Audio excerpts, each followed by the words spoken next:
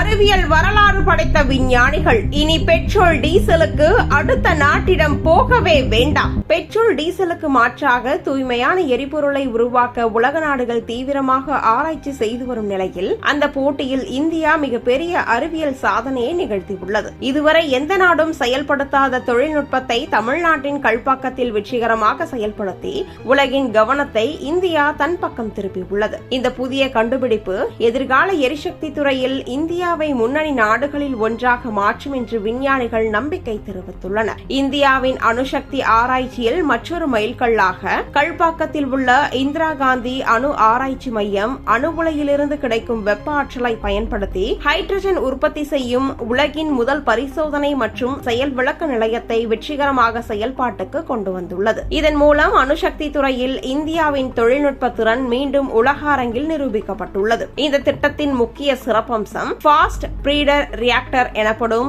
அதிவேக நியூட்ரான் அணு உலையிலிருந்து கிடைக்கும் வெப்பத்தை பயன்படுத்தி காப்பர் குளோரின் வெப்ப வேதியியல் சுழற்சி என்ற முறையில் ஹைட்ரஜன் தயாரிக்கப்பட்டிருப்பதாகும். இந்த தொழில்நுட்பத்தை உலகிலேயே முதல் முறையாக இந்தியா வெற்றிகரமாக செயல்படுத்தியுள்ளது. மும்பையில் செயல்பட்டு வரும் பாபா அணு ஆராய்ச்சி மையம் வழங்கிய தொழில்நுட்ப ஒத்துழைப்புடன் இந்த திட்டம் செயல்படுத்தப்பட்டுள்ளது. அணு உலையில் உருவாக்கும் வெப்பத்தை வீணாக்காமல் அதை பயனுள்ள எரிசக்தி உற்பத்திக்கு பயன்படுத்தும் இந்த முயற்சி அணுசக்தி துறையில் புதிய வாய்ப்புகளை உருவாக்கியுள்ளது. இதன் மூலம் எதிர்காலத்தில் மிகப்பெரிய அளவில் ஹைட்ரஜன் உற்பத்தி செய்வதற்கான அடித்தளமும் அமைந்துள்ளது. ஹைட்ரஜன் எதிர்காலத்தின் தூய்மையான எரிபொருளாக கருதப்படுகிறது. இந்த முறையில் தயாரிக்கப்படும் ஹைட்ரஜன் கார்பன் வெளியேற்றம் இல்லாததால் சுற்றுச்சூழலுக்கு பாதிப்பை ஏற்படுத்தாது. மேலும் பெட்ரோல், டீசல், நிலக்கரி போன்ற புதைப்படிவ எரிபொருட்களின் பயன்பாட்டை குறைத்து பசுமை எரிசக்தி பயன்பாட்டை அதிகரிக்கவும் இந்த தொழில்நுட்பம் முக்கிய பங்காற்றும் என்று விஞ்ஞானிகள் தெரிவிக்கின்றனர். இந்த வரலாற்று சிறப்புமிக்க திட்டத்தை